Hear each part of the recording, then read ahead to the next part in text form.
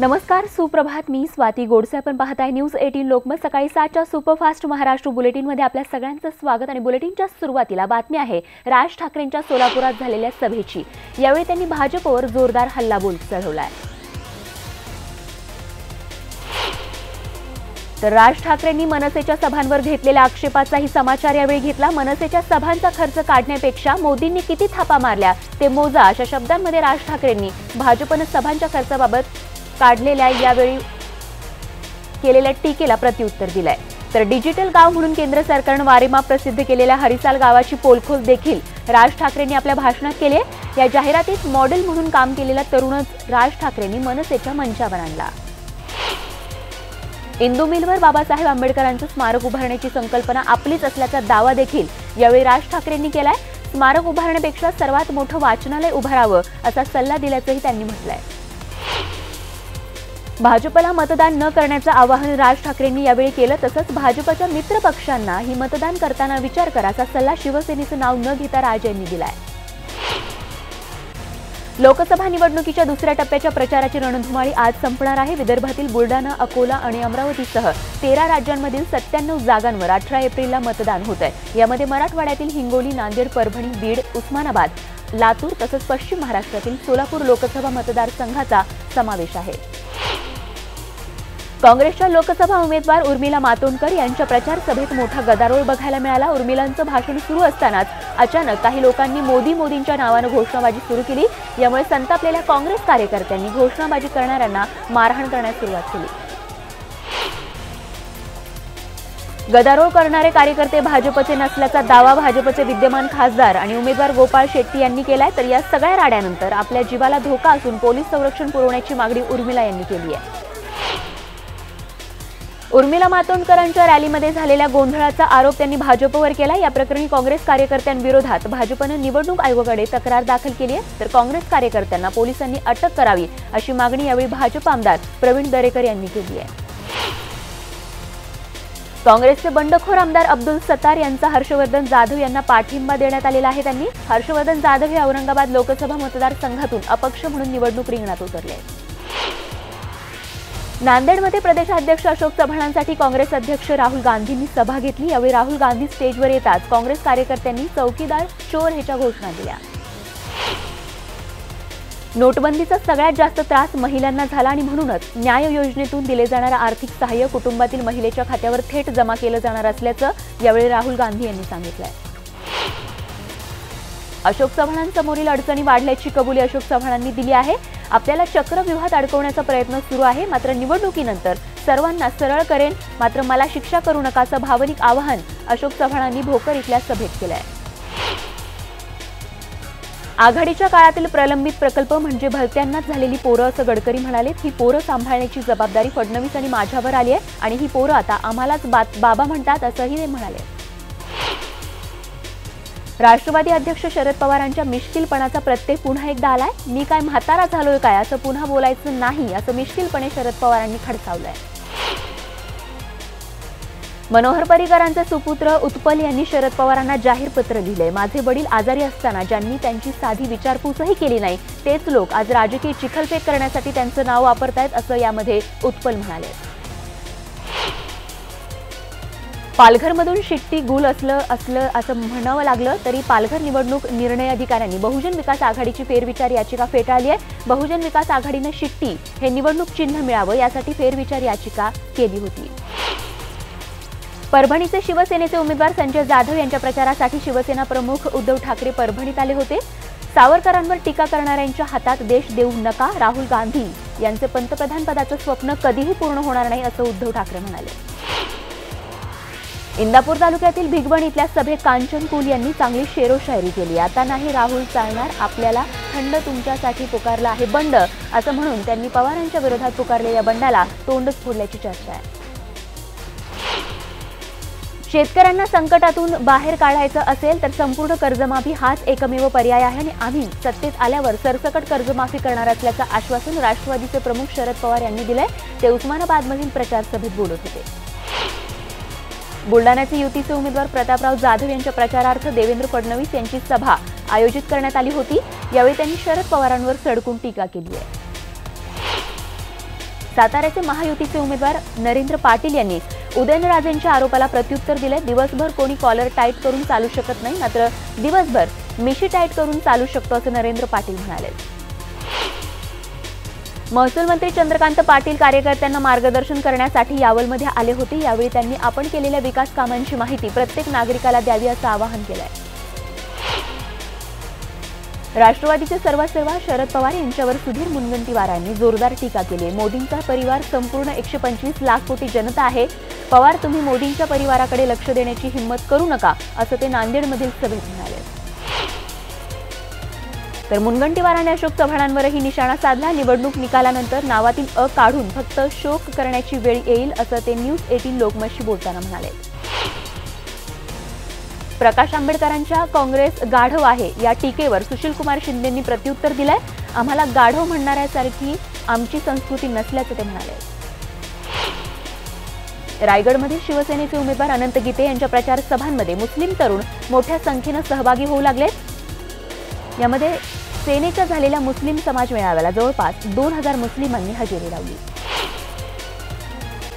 खेड तालुक्यातील कळमोडीच्या मुद्द्यावरून जलसंपदा मंत्री विजय शिवतारे यांनी राष्ट्रवादी काँग्रेसला लक्ष्य केलंय. राष्ट्रवादी काँग्रेसच्या नाकर्त्या नियोजनामुळे खेड आंबेगाव शिरूरमधील शेतकऱ्यांना पाणी मिळू न शकल्याचा आरोप विजय शिवतारे यांनी केलाय. बीडमध्ये धनंजय मुंडे बाईकवर स्वार झालेले बघायला मिळाले. बुलेटवर भर उन्हात धनंजय मुंडे प्रचार करताना बघायला मिळाले.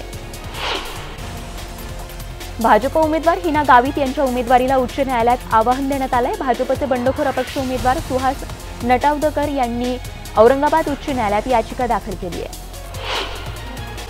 धुळे जिल्ह्यात साक्रीमधील तब्बल 25 आदिवासी गावांनी लोकसभेच्या निवडणुकीवर बहिष्कार टाकलाय. 100% आदिवासी गाव असताना देखील शासनाच्या चुकीच्या अहवालामुळे ही गावं अनुसूचित क्षेत्रातून वगळली गेली असल्याचा आरोप गावकऱ्यांनी केलाय. भिवंडीमध्ये मोठ्या प्रमाणावर पाणी टंचाई आहे. निवडणुकीच्या तोंडावर देखील या समस्यांकडे नेते मंडळी दुर्लक्ष करत असल्यानं या ठिकाणी आदिवासी पाड्यांवरील ग्रामस्थांनी निवडणुकीवर बहिष्कार टाकण्याचा निर्णय घेतला. काँग्रेसचे माजी आमदार रावसाहेब शेखावतांचे समर्थक आणि विरोधकांमध्ये जोरदार हाणामारी झाली. त्यामुळे नवनीत राणांना रडू कोसळल्याचं बघायला मिळालं. काँग्रेसच्या उत्तर पश्चिम मतदारसंघाचे उमेदवार संजय निरुपम यांनी शिवसेनेचे उमेदवार गजानन कीर्तीकर यांना त्यांनी पत्र लिहित खुल्या चर्चेचं आव्हान दिलंय. खासदार म्हणून 5 वर्षात केलेल्या विकासाच्या मुद्द्यावर चर्चा करण्यासाठी कधीही तयार असल्याचं निरुपम म्हणाले. जळगाव इथल्या प्रचार सभेत जितेंद्र आव्हाडांनी कवितेच्या माध्यमातून मोदींवर जोरदार टीका केली. आव्हाडांच्या या कवितेला उपस्थित मतदारांनीही जोरदार प्रतिसाद दिला. उस्मानाबादमध्ये सागर ॲग्रोटेक प्लायवूड कंपनीच्या कच्च्या मालाला वीज पडून मोठी आग लागली. यामध्ये मोठ्या प्रमाणात नुकसान झालंय. ही आग आटोक्यात आणण्याचा अग्निशमन दलाकडून प्रयत्न करण्यात आले. लोकसभा या निवडणुकीसाठी आयोगाकडून स्पेशल मीडिया वॉर रूम तयार करण्यात आली आहे आणि या वॉर रूममधून मीडिया, सोशल मीडिया, वृत्तपत्रांवर करडी नजर ठेवली जाणार आहे. तरुणांना प्रोत्साहन देण्यासाठी जिल्हा निवडणूक कार्यालयानं मुंबई शहरातील नवमतदारांसाठी माय फर्स्ट वोट सेल्फी उपक्रम राबवण्याचा निर्णय घेतलाय. निवडणूक 10 मतदारांची विधानसभा निवडणुकीसाठी ब्रँड अँबॅसेडर म्हणून या ठिकाणी निवड केली जाणार आहे. तर काही निवडकच तरुणांची या ठिकाणी निवड होईल. बघूयात पुढची बातमी. मुंबई नाशिक महामार्गावर पडघा टोल नाक्यावरती तुफान हाणामारी झाल्याचं बघायला मिळालं. प्रवाशांमध्ये झालेला वाद सोडवण्यासाठी गेलेल्या टोल कर्मचाऱ्यालाच एका प्रवाशानं मारहाण केली. त्यामुळे टोल नाक्याचे सर्व कर्मचारी गोळा झाले आणि त्या प्रवाशाला बेदम मारहाण केली. अवकाळी पावसामुळे खेड तालुक्यातील विरहम गावात वादळी वाऱ्यामुळे मोठ्या प्रमाणावर नुकसान झालंय. या अवकाळी पावसामुळे मोठ्या प्रमाणात शेतीसह घरांचं आणि जनावरांच्या गोठ्यांचं नुकसान झालंय. सांगलीच्या तासगाव पश्चिम भागात येळावी, निमणी, तुर्ची परिसरातील यंदाचा द्राक्ष हंगाम अंतिम टप्प्यात आलाय आणि यावर्षी द्राक्षाला द्राक्ष प्रतीनुसार $250 ते $350 प्रति पेटी असा दर मिळालाय. पुरंदर तालुक्यातील सासवड इथे ढगांच्या गडगडाटासह पावसाला सुरुवात झाली. सोसाट्याच्या वाऱ्यासह गारांचाही मारा झाला. यामुळे सर्वांचीच धांदल उडाली. मनमाड, मालेगाव, येवला, लासलगाव, नांदगाव, सटाणा यासह नाशिक जिल्ह्यातील ग्रामीण भागातही विजांचा कडकडाटासह जोरदार पावसानं हजेरी लावली. पावसामुळे शेतकऱ्यांची चिंता वाढली आहे तर उन्हाने हैराण झालेल्या नागरिकांना काहीसा दिलासा मिळाला. संगमनेर शहरात वादळी वाऱ्यासह पावसानं हजेरी लावली. यावेळी गाराही पडल्या तर अचानक आलेल्या पावसामुळे नागरिकांची पुरती धावपळ उडाली. तिकडे नागपूरच्या वाडी भागात वृद्ध दाम्पत्याची हत्या करण्यात आली। शंकर चमती आणि सीमा चमती अशी या दोघांची नावं आहेत। आरोपींनी डोक्यावर घाव घालून त्यांची हत्या केली। दरोड्याच्या उद्देशाने ही हत्या झाल्याचा प्राथमिक संशय आहे। पुणे नगर महामार्गावर रांजणगाव इथे शिवशाही बसचा भीषण अपघात झाला। चालकाचं वाहनावरील नियंत्रण सुटल्याने गाडी रस्त्याच्या बाजूला असलेल्या झाडावर जाऊन आदळली आणि अपघात झाला। बुलढाण्यातील मेहकर डोनगाव रस्त्यावरील अंजनी फाट्याजवळ भीषण अपघात झाला। या अपघातात 5 जण जागीच ठार तर 5 गंभीर जखमी झाल्याचे कळत आहे। शिर्डीतील साई संस्थान कर्मचाऱ्यांचा प्रामाणिकपणा बघायला मिळाला। दर्शन रांगेतील स्कॅनिंग मशीनमध्ये कर्मचाऱ्यांना एका पिशवीत 1,67,000ची रोकड असल्याचं निदर्शनास आलं आणि त्यांनी ते कळवलंय। तर गेले 6 दिवस पुण्यातील सुप्रसिद्ध अमनोरा शाळेचे 160 विद्यार्थी आणि त्यांचे पालक दिवस रात्र शाळेच्या बाहेर बसून आहेत। वाढीव फीच्या नावाखाली कॅपिटेशन फी देण्यास या पालकांचा विरोध आहे। उल्हासनगरमध्ये सी ब्लॉक कॅम्प भागात 3 गावठी कट्टे, जिवंत काडतुसं आणि हत्यारांसह 3घांना अटक करण्यात आली आहे। निवडणुकीच्या तोंडावर शहरात अशी शस्त्र सापडल्यानं मोठी खळबळ उडाली आहे। मालेगाव शहरातील हॉटेल शालिराम जवळ आलेल्या टायरच्या गोडाऊनला भीषण आग लागली। 4 तासांच्या अथक प्रयत्नानंतर आग आटोक्यात आणण्यात अग्निशमन दलाला यश आलंय।